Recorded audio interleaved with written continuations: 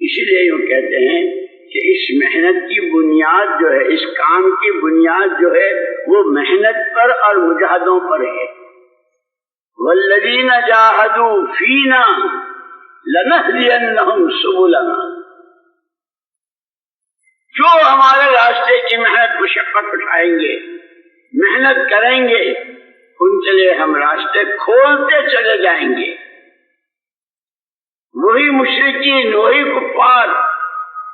جو اللہ کا نام سننے کو تیار نہیں،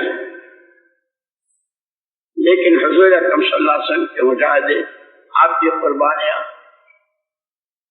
آپ کے آنسو، آپ کی آہیں،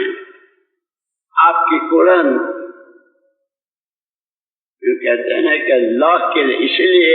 ہمارے اس کام میں اخلاص اور استخلاص، اللہ کا نام اللہ ہی کے لیے، اللہ کا کام اللہ ہی کے لیے،